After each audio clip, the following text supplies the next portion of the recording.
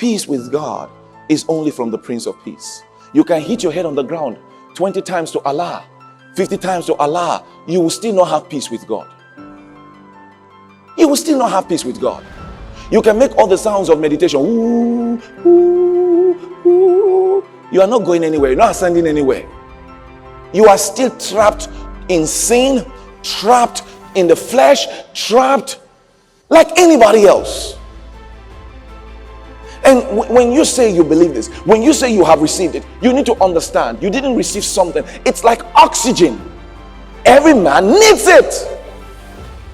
In the gospel is the opportunity to be filled with the Spirit. There's no other way. You could not read a book in econometrics, and after reading econometrics, you get filled with the Holy Spirit. There's no way. And the question will be, what is life without the Spirit? What is life without the Holy Spirit?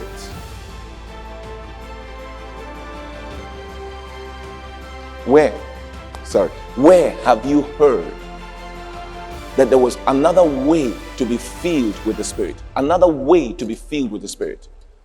Where have you heard? I'm giving you reasons to compel you to want to share this gospel. If there was an alternative, then you know that if someone is not getting it from you, maybe they are getting the alternative. There's no alternative. There's no alternative. Why are you preaching the gospel? The love of Christ constrained me. I can't act like I don't know it. I cannot act like it's not present. Please, who understands me? I can't act like it's not present. It's present. It says the love of Christ constrained me. Then he says, this love produces in us a mindset. Because we first judge that if one died for all, say died for all. One died for all. Now, he didn't say if one died for Christians. He said if one died for all. What all? All men.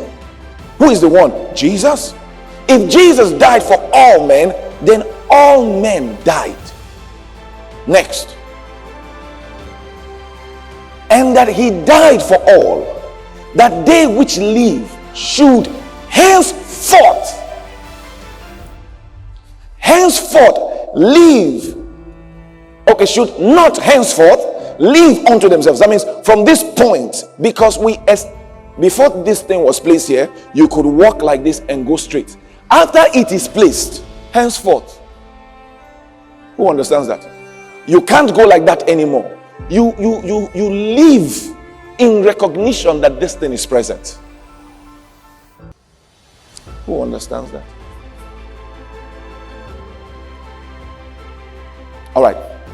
It says, but unto him which died for them and rose again. So that means from the day you got born again and found out that Jesus died and did something for you, after that knowledge comes to your spirit, from then on, you can't live normally anymore. His agenda, his hope, his life, his aspiration becomes yours. Next verse. Wherefore, hence know we no man after the flesh. He says, this reasoning is the reason why when we look at men, we don't look at them after the flesh. Yea, though we have known Christ after the flesh, yet now, henceforth, know we him no more.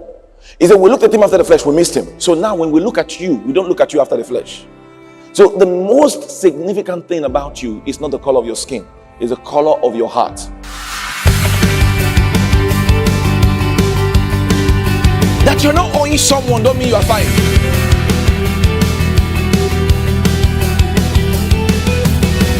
You're not owing anybody, but you can't help anybody. You can't help anybody. You can't do nothing. All your debts have been paid, but you are not living. Bible says they who receive the abundance of grace.